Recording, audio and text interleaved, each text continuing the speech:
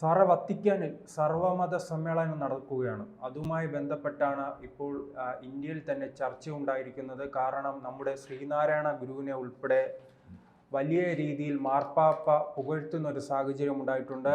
എല്ലാ മനുഷ്യരും ഒരു കുടുംബം എന്ന സന്ദേശമാണ് ശ്രീനാരായണ ഗുരു നൽകിയതെന്ന് എന്തായാലും മാർപ്പാപ്പ പറഞ്ഞിട്ടുണ്ട്. എന്തായാലും ഈ സമ്മേളനത്തിന് പിന്നിൽ പ്രവർത്തിക്കുന്നത് ശിവഗിരി ആശ്രമമാണ്. അതിനാൽ തന്നെയാണ് ഇത്തരത്തിലുള്ള ഒരു പരാമർശം വത്തിക്കാനിൻ്റെ ഭാഗത്ത് നിന്നുണ്ടായത്. അത് കേരളത്തിന് നൽകുന്ന സന്ദേശം എന്താണ്? ഇത് ലോക ചരിത്രത്തിൽ തന്നെ വലിയൊരു സംഭവമാണ് ശ്രീജിത്ത്. ഇത് കേരള രാഷ്ട്രീയത്തിൽ ഉണ്ടാക്കാൻ പോകുന്ന ഒരു ചലനമുണ്ട്. അത് ഞാൻ പറയാം, പിന്നീട് അതിലേക്ക് പിന്നെ വരാം. അതിനു മുമ്പായിട്ട് ഈ ശ്രീനാരായണ ഗുരുവിനെ കേരളത്തിലെ ഒരു സമുദായത്തിൻ്റെ മാത്രം ദൈവമായിട്ടാണ് കണ്ടിരുന്നത്. ആ വേലിക്കെട്ട് പൊളിച്ചു മാറ്റിക്കൊണ്ട് ലോകത്ത് തന്നെ ഒരു വിശ്വഗുരുവാക്കി മാറ്റുകയാണ് ഇപ്പോൾ ചെയ്തിരിക്കുന്നത് ഈ വത്തിക്കാനിൽ നടക്കുന്ന സർവമത സമ്മേളനത്തിലൂടെ. അതിന് മുൻകൈയെടുത്തത് നമ്മുടെ വർക്കല ശിവഗിരി മഠവും അവിടുത്തെ സ്വാമിമാരുമാണ്. അവരെ തന്നെ ആദ്യം അഭിനന്ദിക്കണം. കാരണം ഇദ്ദേഹത്തിൻ്റെ ചിന്തകൾ, ഇദ്ദേഹത്തിൻ്റെ ഓരോ വാക്കും എന്ന് പറയുന്നത് അർത്ഥഗർഭമാണ്. അത് മലയാളികൾക്ക് പലപ്പോഴും തിരിച്ചറിയാൻ കഴിയാതെ പോയിട്ടുണ്ടെന്നുള്ളതാണ്. വെറും ഒരു സമുദായത്തിൻ്റെ ആളായിട്ട് നിർത്തുക, അതാണ് കേരളത്തിന് പറ്റിയിട്ടുള്ള കുഴപ്പം.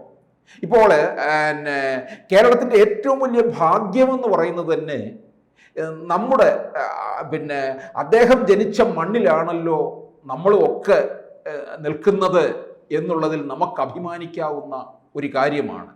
അപ്പം ഒരു ദൈവമെന്ന് പറയുന്ന ഒരു ഏകതയിലേക്കാണ് അദ്ദേഹം വിരൽ ചൂണ്ടിയത്. ഒരു ജാതി, ഒരു മതം, ഒരു ദൈവം എന്നാണ് അദ്ദേഹം പറഞ്ഞത്. ഇപ്പം ആലുവയിലെ അദ്വൈതാശ്രമം, ആ അദ്വൈതാശ്രമത്തിൽ വെച്ച് തന്നെ വലിയ ഒരു സർവമത സമ്മേളനം നടക്കുകയുണ്ടായി. അപ്പോൾ ആ സർവമത സമ്മേളനത്തിലേക്ക് വലിയ ആശയങ്ങളാണ് അവിടെ തന്നെ ആവിഷ്കരിച്ചിട്ടുള്ളത്. അതുപോലെ തന്നെയാണ് ഇപ്പോൾ ഇവിടെ വത്തിക്കാനിലും. വത്തിക്കാനിൽ എന്ന് പറയുമ്പോൾ നമ്മൾ ഓർക്കണം, ലോകത്തിലെ ആഗോള കത്തോലിക്ക സഭയുടെ ആസ്ഥാനമാണ്. എത്രത്തോളം 100 കോടിയോളം ക്രൈസ്തവരുടെ ആരാധിക്കുന്ന ഒരു വലിയ ചരിത്ര പ്രാധാന്യം, ഒരു ഗുരുവാണ്, ദൈവമായിട്ടും ഒക്കെ തന്നെ കാണാമെന്നുള്ളതാണ്. അപ്പോൾ ശ്രീനാരായണ ഗുരു തന്നെ അദ്വൈതാശ്രമത്തിൽ എഴുതി വെച്ചിട്ടുള്ളത് വാദിക്കാനും ജയിക്കാനുമല്ല, അറിയാനും അറിയിക്കാനുള്ളതാണ് എന്ന് അദ്ദേഹം പറയുന്നുണ്ട്. അതുപോലെ തന്നെ ദൈവമേ കാത്തുകൊള്ളുക ഞങ്ങളെ എന്ന് തുടങ്ങുന്ന ആ ദൈവദശകമാണ് അവിടെ വത്തിക്കാനിൽ ഇറ്റാലിയൻ ഭാഷയിൽ ആലപിച്ചു. നോക്കണേ, അത് എല്ലാ മതങ്ങൾക്കും വേണ്ടിയുള്ള പ്രാർത്ഥനാ ഗീതമാണ്. എല്ലാ മതങ്ങൾക്കും വേണ്ടി. ലോകത്ത് ജനങ്ങൾ മുഴുവൻ മതത്തിൻ്റെ പേരിൽ കലഹിക്കുകയും മതവൈരികളായി തീരുകയും ചെയ്യുന്ന ഒരു കാലത്ത് ശ്രീനാരായണ ഗുരുവിൻ പറഞ്ഞിട്ടുള്ള ഓരോ വാക്കും, അദ്ദേഹത്തിൻ്റെ കവിതകളൊക്കെ തന്നെയും വലിയ ചിന്താശകലമാണ് ഉണ്ടാക്കുന്നത്.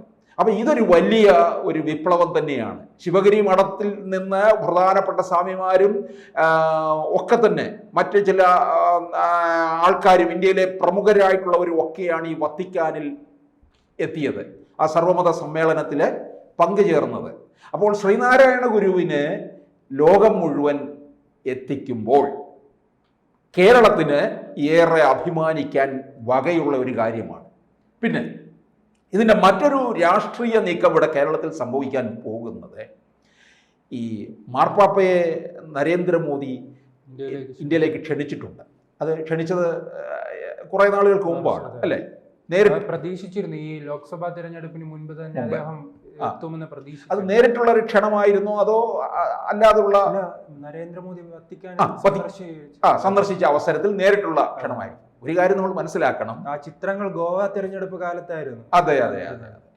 അപ്പോൾ ഓർക്കണം, നരേന്ദ്രമോദി ക്ഷണിച്ചിട്ടുണ്ടെങ്കിൽ അത് വെറും ഒരു ക്ഷണവും വെറും ഒരു വാക്കും അല്ല. അത് വരാൻ വേണ്ടി മാർപ്പാപ്പയെ ഇന്ത്യയിലേക്ക് കൊണ്ടുവരാൻ തന്നെയാണ് ആ ക്ഷണം. അതാണ് നമ്മൾ മനസ്സിലാക്കേണ്ടത്. കാരണം ലോകരാജ്യങ്ങളുടെ ഇടയിൽ ഇന്ത്യ എന്ന് പറയുന്ന മഹാരാജ്യം നടുനായകത്വം വഹിക്കുന്നുണ്ട്. അതിൽ നിർണായക പങ്കാണ് നരേന്ദ്രമോദിക്കുള്ളത്. ലോകത്ത് നടക്കുന്ന പല യുദ്ധങ്ങളുടെ കാര്യത്തിലും നരേന്ദ്രമോദി ഇടപെടാറില്ലേ? റഷ്യ ഉക്രൈൻ യുദ്ധമൊക്കെ നടക്കുന്ന സമയത്ത് പോലും അദ്ദേഹം ഉക്രൈനിലും റഷ്യയിലൊക്കെ ചെന്നപ്പോൾ എന്താണ് പറഞ്ഞത്? ഞാൻ വരുന്നത് ഒരു ഉച്ചകോടിയിൽ സംബന്ധിക്കുന്ന അവസരത്തിൽ ഞാൻ പറഞ്ഞത്, ഞാൻ വരുന്നത് ബുദ്ധന്റെ നാട്ടിൽ നിന്നാണ്, ഗാന്ധിജിയുടെ നാട്ടിൽ നിന്നാണ് എന്നൊക്കെയാണ് പറഞ്ഞത്. സമാധാനമാണ് വേണ്ടത് എന്നാണ് അദ്ദേഹം പറഞ്ഞത്. യുദ്ധം ചെയ്തല്ല അത് ഉണ്ടാക്കിയെടുക്കേണ്ടത് എന്നാണ് പറഞ്ഞത്. വലിയൊരു സന്ദേശമാണ് അദ്ദേഹം നൽകുന്നത്. അപ്പോൾ നരേന്ദ്രമോദി എന്ത് പറയുന്നു എന്ന് ലോകരാജ്യങ്ങൾ പലപ്പോഴും കാതോർത്തിരിക്കാറുണ്ട്, അതിന് വലിയ പ്രാധാന്യം കൊടുക്കാറുണ്ട്. അതുകൊണ്ട് മാർപ്പാപ്പ, ഫ്രാൻസിസ് മാർപ്പാപ്പ അല്ലേ, അദ്ദേഹം ഈ വാക്കുകൾ മുഖവിലേക്ക് എടുത്തിട്ടുണ്ട്. ഇപ്പോഴത്തെ സാഹചര്യത്തിൽ ഈ വത്തിക്കാനിൽ നടന്ന സർവമത സമ്മേളനത്തിന് ആരാണ് മുൻകൈ എടുത്തതെന്ന് ചോദിച്ചാൽ നമ്മുടെ വർക്കല ശിവഗിരി മഠമാണ്. മാർപ്പാപ്പ ഇന്ത്യയിൽ വരും, ശിവഗിരിയിൽ വരാനുള്ള താല്പര്യം പ്രകടിപ്പിക്കും. ശിവഗിരിയിൽ വന്നു കഴിയുമ്പോൾ അല്ലെങ്കിൽ ഇന്ത്യയിൽ വരുമ്പോൾ ഇതിൻ്റെ മുഴുവൻ നേട്ടം ആർക്കുണ്ടാകും? നരേന്ദ്രമോദിക്ക് അവകാശപ്പെട്ടത് തന്നെയാണ്. ക്രൈസ്തവ സമൂഹം ഈ നരേന്ദ്രമോദിയോട് കൂടുതൽ അടുപ്പം കാണിക്കും, അദ്ദേഹത്തിൻ്റെ പാർട്ടിയോടും കൂടുതൽ അടുപ്പം കാണിക്കുകയും ചെയ്യും. അപ്പോൾ BJP ഇവിടുത്തെ കുറേ സഖാക്കന്മാരൊക്കെ പറയുമല്ലോ, മത മൗലികവാദിയാണ്, ഫാസിസമാണ്, ഭരണകൂട ഭീകരതയാണ് എന്നൊക്കെ പറയാറുണ്ട്. അപ്പോൾ അവർ ഇതിൽ നിന്ന് മനസ്സിലാക്കും, എല്ലാ മതങ്ങളെയും സംരക്ഷിക്കുന്ന, ചേർത്ത് നിർത്തുന്ന ഒരു പ്രധാനമന്ത്രിയാണ് രാജ്യം ഭരിക്കുന്നത് എന്ന് മനസ്സിലാക്കും. അപ്പോൾ തീർച്ചയായിട്ടും ക്രൈസ്തവ സമൂഹത്തിന് ഈ പാർട്ടിയോടും നരേന്ദ്രമോദിയോടും കൂടുതൽ അടുപ്പമുണ്ടാകും. നേരത്തെ തന്നെ പല ബിഷപ്പുമാരും നരേന്ദ്രമോദി സർക്കാരിന് പിന്തുണ വരെ പ്രഖ്യാപിച്ചിട്ടുള്ളതാണ്. പിന്നെ വരുന്നത് എവിടെയാണ്? ശിവഗിരി മഠത്തിലാണ്. ശ്രീനാരായണ ഗുരു SNDPക്ക് മാത്രം അവകാശപ്പെട്ടതല്ല. എന്നാൽ പോലും ഞാൻ പറയുകയാണ്, SNDPക്കും അതൊരു വലിയ അഭിമാനത്തിന് വകയുണ്ടാകും. ഈ കഴിഞ്ഞ ലോക്സഭാ തെരഞ്ഞെടുപ്പിൽ SNDP വിഭാഗത്തിൻ്റെ വോട്ട് മുഴുവൻ പോയത്, CPMൽ നിന്ന് ചോർച്ചയുണ്ടായി പോയത് എങ്ങോട്ടേക്കാണ്?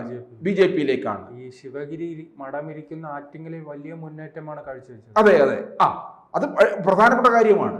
അപ്പോൾ ഇതൊക്കെ ആർക്ക്? കേരളത്തിൽ BJPക്ക്, കേരളത്തിൽ നിന്നല്ല ഇന്ത്യയിൽ BJP സർക്കാരിന് കൂടുതൽ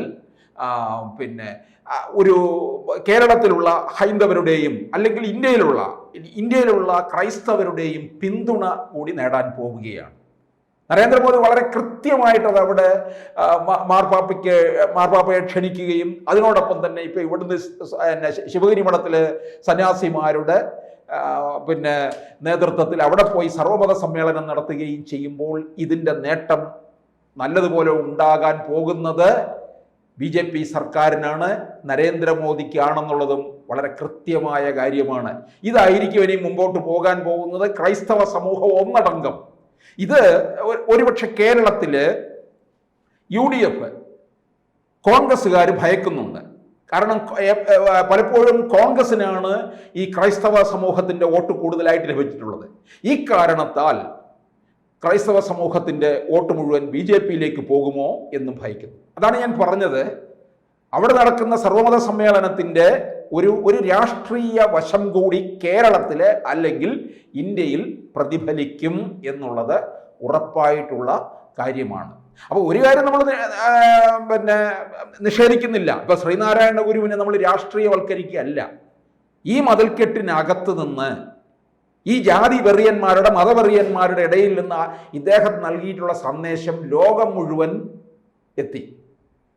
മാർപ്പാപ്പയുടെ അവിടെ വത്തിക്കാനിലെ ഇറ്റാലിയൻ ഭാഷയിൽ ദൈവദശകം ചൊല്ലുക എന്ന് പറഞ്ഞു കഴിഞ്ഞാൽ അത് ഒരു വലിയ സംഭവം തന്നെയാണെന്നുള്ളത്. കേരളത്തിൽ ഇടതുപക്ഷത്തിന്റെ സ്വാധീനമായിരിക്കുമോ ഈ ശ്രീനാരായണ ഗുരുവിന്റെ ഈ ജനങ്ങൾ കൂടുതൽ അറിയാനുള്ള ഒരു സ്വാതന്ത്ര്യത്തിലേക്ക് ഒരു തടയിട്ടത്? അല്ലല്ല, ഇവരെന്താ ചെയ്തത്? CPM എന്താ, LDF അല്ലെങ്കിൽ CPM എന്താ ചെയ്തത്? അങ്ങനെയുള്ള പല നാടുകളിലും ആ സർക്കാർ തന്നെ ഇത്തരത്തിലുള്ള ഈ നവോത്ഥാന നായകരെ പുറം ലോകങ്ങളിൽ എത്തിക്കാനുള്ള ശ്രമം നടത്തി. CPM നടത്തിയിട്ടുള്ള നവോത്ഥാനം എന്നൊക്കെ പറയുന്നത് വെറും കാപഠ്യമായിരുന്നു എന്നുള്ളതാണ്. യഥാർത്ഥ നവോത്ഥാന നായകന്മാരെ അല്ലാതെ തന്നെ ലോകം തിരിച്ചറിഞ്ഞു, അല്ലെങ്കിൽ കേരളത്തിലുള്ള പ്രബുദ്ധരായ ജനങ്ങൾ തിരിച്ചറിയുകയും ചെയ്തിട്ടുണ്ട്. ശ്രീനാരായണ ഗുരുവിനെ യഥാർത്ഥത്തിൽ പഠിക്കേണ്ടതാണല്ലോ. ഓരോ വരിയും വാക്കുകൾ പോലും വായിച്ചെടുക്കേണ്ടതും അർത്ഥം നിറഞ്ഞിട്ടുള്ളതുമായ ഒന്നാണ്. അതാണിപ്പോൾ ലോകം തിരിച്ചറിഞ്ഞിരിക്കുന്നത്. അതിൻ്റെ ഇമ്പാക്റ്റ് ഇവർക്ക് മോദിക്കും BJP സർക്കാരിനും കിട്ടുമെന്നുള്ളതാണ്. കൂടുതൽ വാർത്തകളും വിശേഷങ്ങളും നിങ്ങളിലേക്ക് എത്താൻ ABC മലയാളം സബ്സ്ക്രൈബ് ചെയ്യുക, ബെൽ ബട്ടണും അമർത്തുക.